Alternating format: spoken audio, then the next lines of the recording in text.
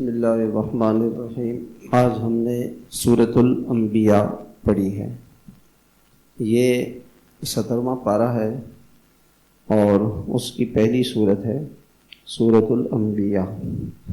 ایک صحابی نے دوسرے صحابی سے کہا کہ مجھے کچھ زمین خریدنی ہے، تو انہوں نے کہا کہ ٹھیک ہے، میرے پاس فلاں جگہ ہے، وہ آپ آ کے خرید لیں۔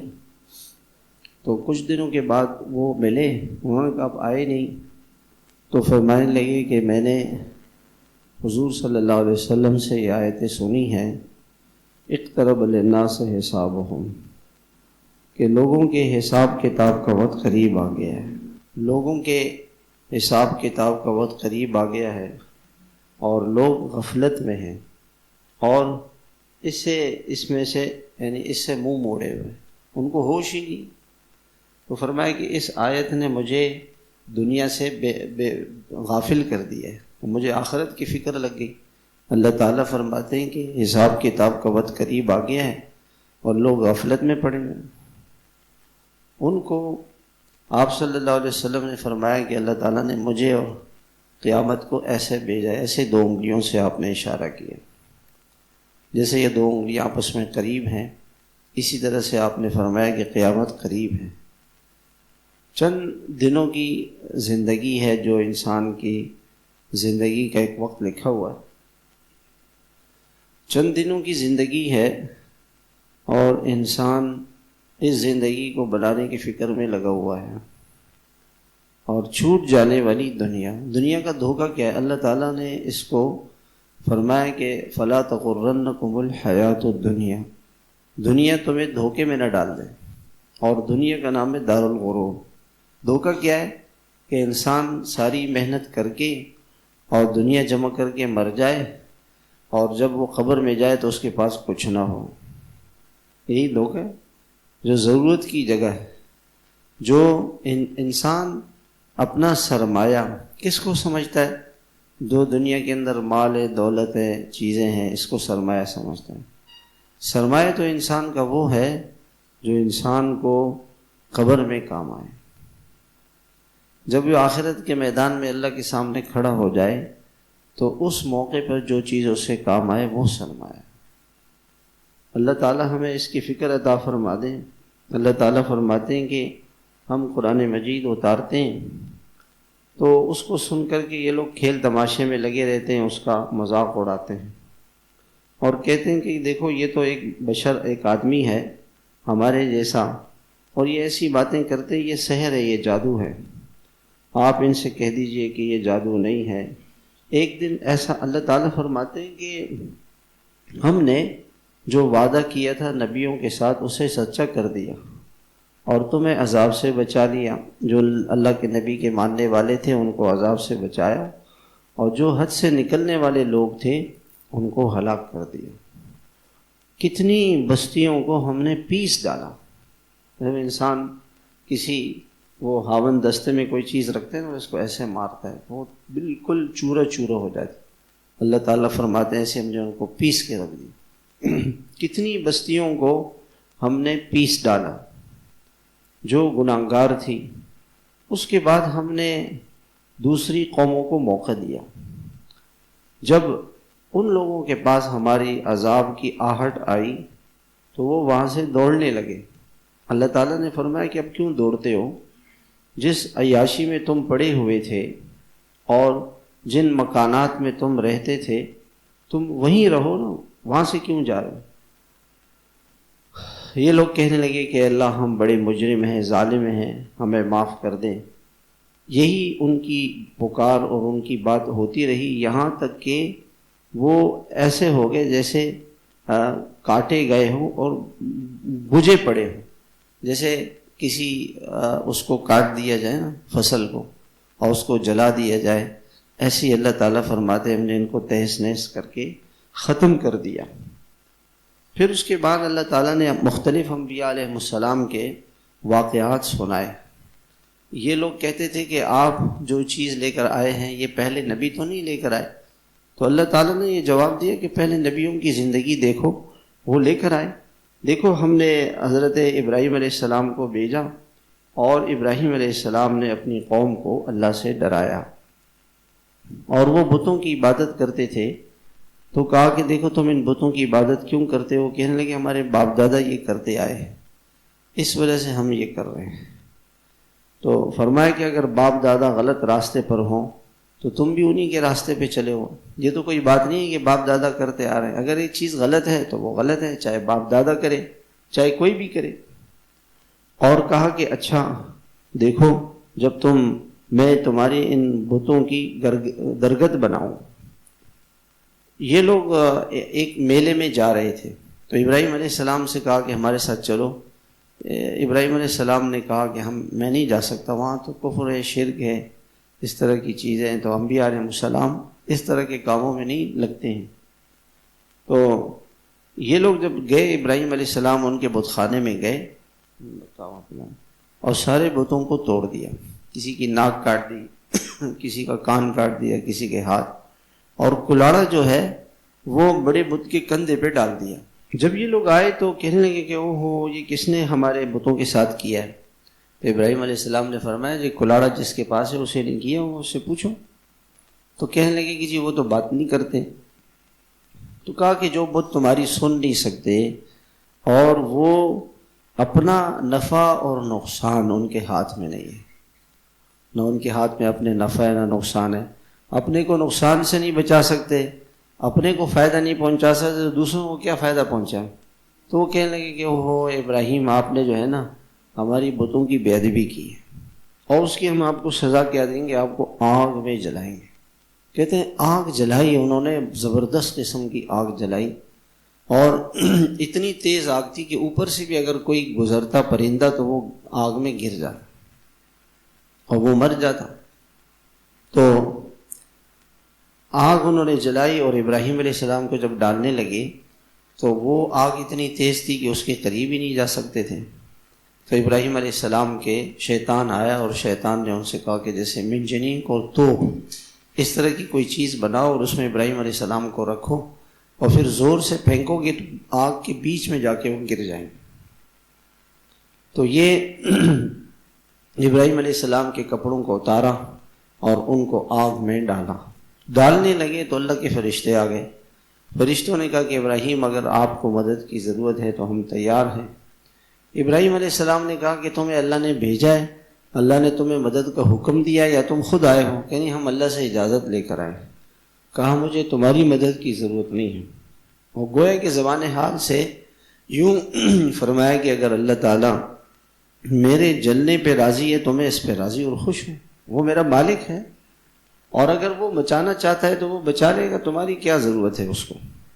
اللہ نے اپنی قدرت کو ظاہر فرمایا اور براہ راست آگ کو حکم دیا، اور ابراہیم علیہ السلام پر وہ آگ اتنی ٹھنڈی ہوئی کہ ان کو آگ میں سردی لگنے لگی۔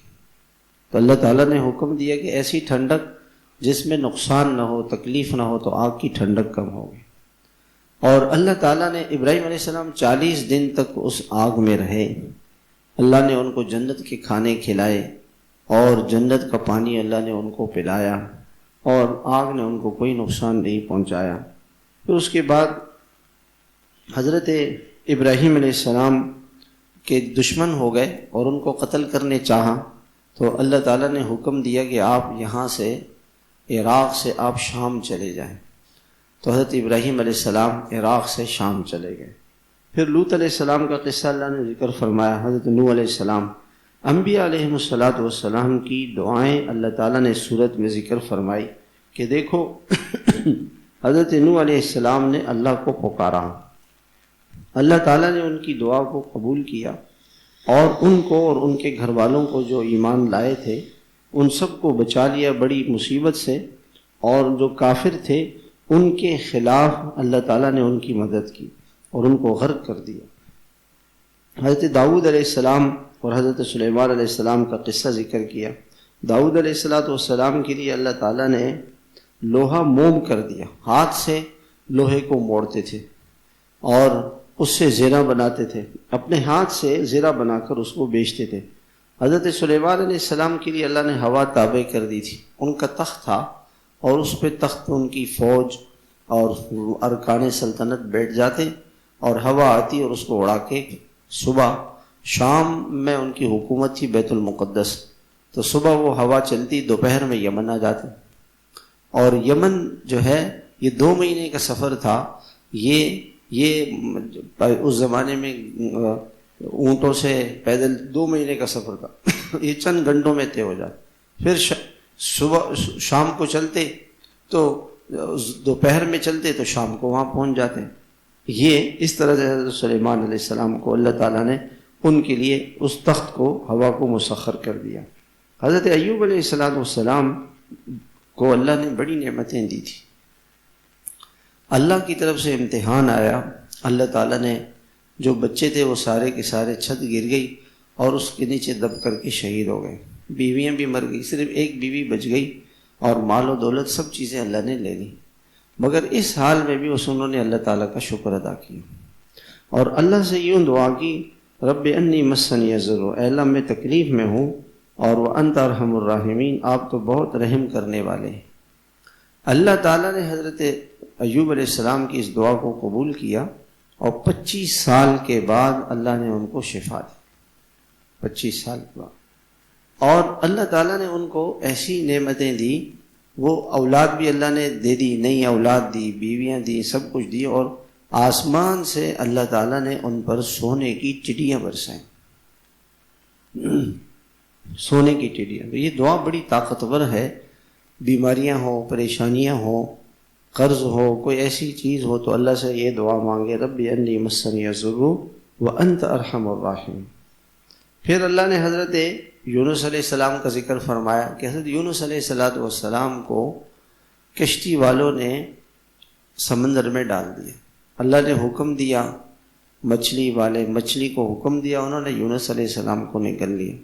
مچھلی کے پیٹ میں جا کر کے وہاں اندھیرے میں انہوں نے، مچھلی کا پیٹ کا اندھیرا اور رات کا اندھیرا، اور جس جھلی میں وہ جس جگہ پر تھے وہاں پر اللہ تعالیٰ نے، چونکہ پیٹ کے اندر اور بھی چیزیں تھیں، اللہ نے ایک خاص جگہ پہ ان کو رکھا۔ اللہ تعالیٰ فرماتے ہیں کہ 3 اندھیریوں میں انہوں نے اللہ تعالیٰ کو پکارا اور اللہ سے کہا لا الہ الا انت سبحانک انی کنت من الظالمین۔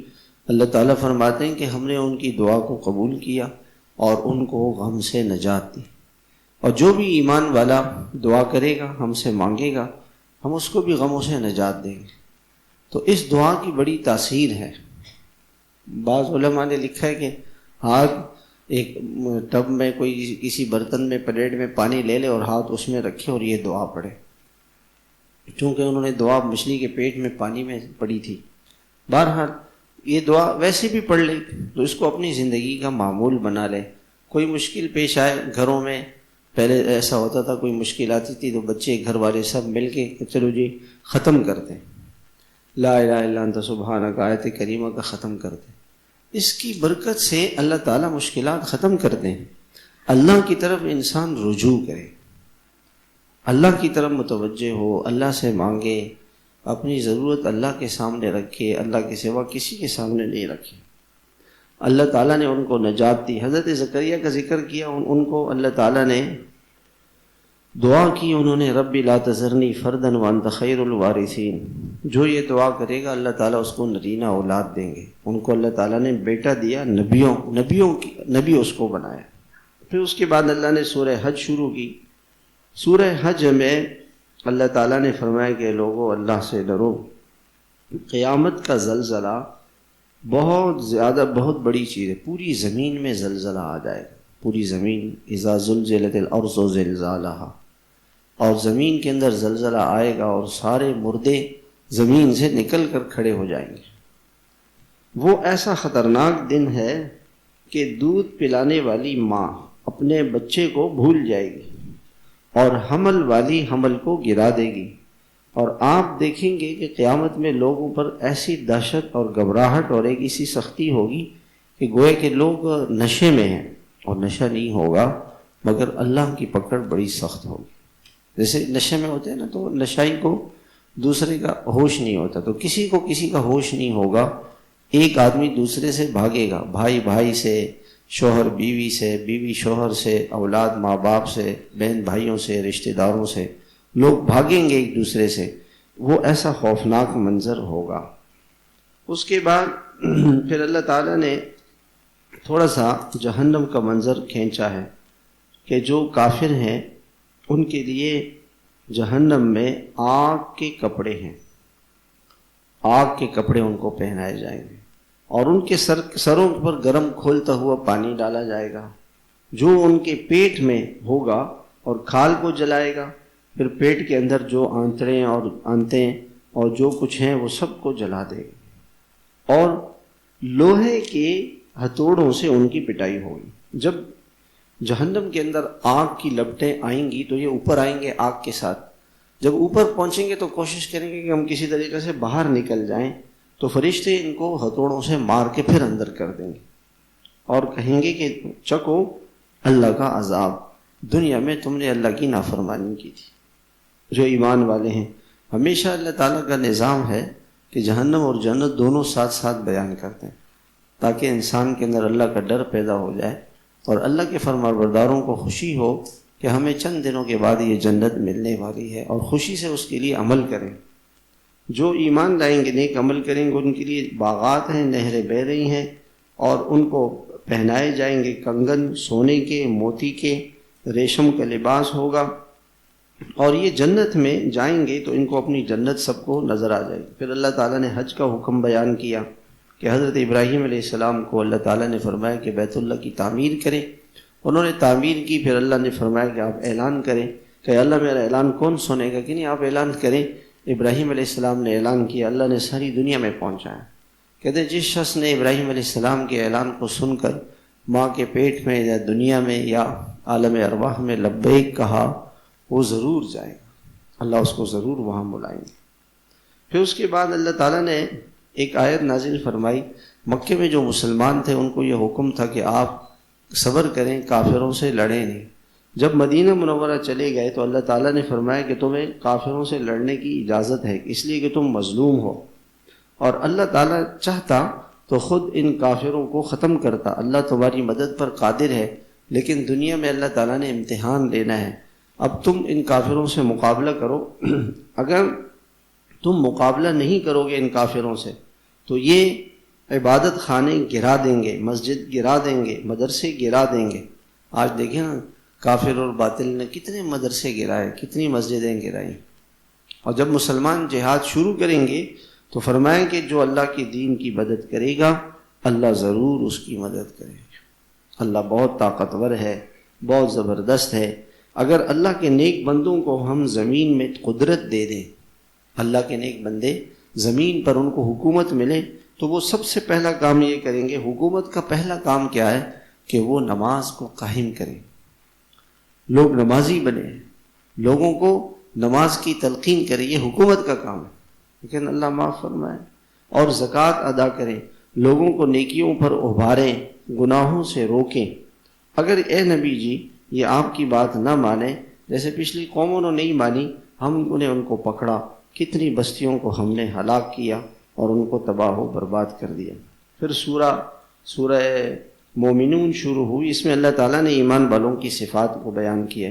ایمان والے کامیاب ہوں گے، ان کی نشانی کیا ہے، کیسے پتہ چلے گا کہ یہ مومن ہے؟ وہ نماز پڑھتے ہیں اللہ کے سامنے ڈر ڈر کر، اللہ سے ڈر کے نماز پڑھتے ہیں، ان کی نماز میں خشوع اور خضوع ہے، اللہ کی طرف توجہ ہے، نماز کی پابندی کرتے ہیں، لغو اور بیکار کاموں میں اپنا وقت ضائع نہیں کرتے۔ جیسے مسلمان موبائلوں میں لگے ہوئے آج کل نوجوان، اپنی زندگی کا سارا اس میں اپنا ساری صلاحیتیں، نہ دین کے نہ دنیا کے۔ موبائل سے کیا ترقی ہوئی اب آپ خود بتائیں، کتنا معاشرے کے اندر خیر آ گئی، بھلائی آ گئی، نوجوان جو ہے وہ اچھے ہو گئے۔ تو لغو بیکار کام، مومن بیکار چیزوں میں نہیں لگتا، اپنا وقت ضائع نہیں کرتا۔ اور جو زکوٰۃ دیں گے، مومن زکوٰۃ دیتا ہے اور اپنے شرمگاہ کی زنا سے حفاظت کرتا ہے۔ ہاں اجازت ہے کہ بیوی یا باندھی ہو تو کوئی حرج نہیں، جو اس کے علاوہ اپنے شہوت کو پورا کرے گا اس کو سزا ملے گی۔ ایمان والا وہ زنا سے بچتا ہے، امانت کا خیال رکھتا ہے، اپنے وعدے کو پورا کرتا ہے، نماز کی حفاظت کرتا ہے، یہ لوگ جنت کے وارث ہیں، اللہ تعالیٰ ان کو جنت عطا فرمائے گا۔ اللہ تعالیٰ نے ایک منظر بیان فرمایا کہ جب قیامت کا دن آئے گا، نہیں موت کا وقت آئے گا، تو ہر انسان موت کے وقت ایک تمنا کرے گا۔ وہ تمنا کیا کرے گا؟ وہ موت کے فرشتے سے یہ کہے گا کہ مجھے تھوڑی سی مہلت دے دی جائے تاکہ میں واپس دنیا میں لوٹ جاؤں۔ تو فرشتے ان سے کہیں گے کہ کیوں؟ کہ جی میں نیک عمل کروں گا، میں جھوٹ نہیں بولوں گا، نمازیں پڑھوں گا، گناہوں سے برائیوں سے بچوں گا، میں نیک بن جاؤں۔ یہ فرشتوں سے وہ کہے گا۔ وہ فرشتے اور جو میرے پاس مال و دولت ہے وہ میں اللہ کے نام پر خرچ کروں گا۔ تو فرشتے کہیں گے کہ یہ ایسی بات ہے جس کے کہنے کا کوئی فائدہ نہیں، اب تیرے سامنے عالم برزخ ہے، قیامت تک عالم برزخ میں رہے گا، سور پھونکا جائے گا، اس دن کسی کو اس کا نسب کام نہیں آئے گا، کوئی کسی کو پوچھے گا نہیں۔ اس دن انسان کے اگر نیکیاں زیادہ ہو گئیں وہ کامیاب ہوگا، گناہ اس کے زیادہ ہو گئے تو ان کا نقصان ہو جائے گا۔ نیکیوں کا پلڑا جس کا ہلکا ہوا اور گناہ زیادہ ہو گئے یہ جہنم میں پڑے ہوں گے، ان کے چہروں کو آگ جھلسا دے گی، اور یہ بدصورت جیسے چہرہ جلا ہوا ہو ایک آدمی کا اور اندر سے منہ نظر آ رہا ہو، کیسی بدصورت ہوتے ایسی ہوگی۔ اور ان سے یہ کہا جائے گا کہ کیا اللہ کی باتیں تمہیں کسی نے نہیں سنائی تھی؟ تمہیں نہیں سمجھایا تھا کسی نے؟ کہتے تھے ہاں بس ہم بدبخت تھے، گمراہ تھے، اے اللہ ہمیں اس جہنم سے ایک مرتبہ نکال دے، ہم دوبارہ اس میں واپس نہیں آئیں گے۔ اللہ تعالیٰ فرمائیں گے دفع ہو جاؤ، میرے سے بات نہ کرو، دنیا میں تم نے میری بات کو نہیں سنا، آج میں تمہاری نہیں سنوں۔ آج مسلمان اذان پہ اللہ کی بات نہیں سنتا ہے، رمضان کا روزہ ہے، روزے میں اللہ کی نہیں سن رہا ہے، اور اپنی مرضی سے کھا رہے پی رہے، زکوٰۃ نہیں دے رہے، حج نہیں کر رہے، حلال نہیں کما رہے، آج یہ اللہ کی نہیں سن رہا تو ایک دن ایسا آئے گا اللہ اس کی نہیں سنے گا۔ اور دنیا میں جو میرے نیک بندے تھے وہ مجھ سے معافی مانگتے تھے اور تم ان کا مذاق اڑاتے تھے، دیکھو دیکھو جو یہ دین پہ چل رہے ہیں، نمازیں پڑھ رہے ہیں، بس ان کو ہر وقت نماز کی پڑھی ہوئی ہے، ان کو ہر وقت یہ تو آخرت کی باتیں کرتے ہیں، ان کا مذاق اڑاتے تھے۔ انہوں نے صبر کیا، وہ کامیاب ہو گئے، ان کو میں نے جنت دے دی۔ تم بتاؤ دنیا میں تم نے کتنے عرصے تک عیاشی کی؟ یہ آخرت کے عذاب کو دیکھ کر کہیں گے کہ ہماری پوری دنیا کی زندگی ایک دن کی آدھا دن کی، یہ ساری دنیا کی زندگی ان کو کیا لگے گی؟ ایک دن یا آدھا دن۔ اللہ تعالیٰ فرمائیں گے کہ ہاں دنیا میں تمہارا قیام تھوڑا ہی تھا، کاش اس کو دنیا میں سمجھ لے۔ تمہارا یہ خیال تھا ہم نے تمہیں بیکار پیدا کیے، تمہارا آج زندگی کا کوئی مقصد ہی نہیں ہے، بس صبح ہوگی شام ہو گئے، کھایا پی رہے، جانور کھا رہے ہیں پی رہے ہیں، ان کو کوئی ہوش نہیں، کما رہے ہیں کھانے کے لیے اور کھا رہے ہیں کمانے کے لیے، سو رہے ہیں کھا رہے ہیں کما رہے ہیں، جیسے کوئی کچھ نہیں ہوگا۔ میرے بھائیوں یہ بہت خطرے کی چیز ہے۔ اللہ نے بیکار نہیں پیدا کیا، اللہ نے انسان کو اپنے عمل کے لیے پیدا کیا ہے، نیک عمل کے لیے پیدا کہ دنیا میں انسان نیک بن جائے، اللہ کی فرما برداری کرے۔ اللہ ہم سب کو بھائیوں عمل کی توفیق عطا فرمائے، قرآن کریم کو سمجھنے کی توفیق عطا فرمائے۔ اللہم لک الحمد صلی علی محمد کما تعلو وفعل بنا ما تعلو فإنک انت التقوی والمغفرہ۔ یا رب صلی وسلم دائما ابدا علی حبیبک خیر الخلق کلہم۔ ربنا آتنا فی الدنیا حسنہ وفی الآخرۃ حسنہ وقنا عذاب النار۔ اللہم آمین برحمتک یا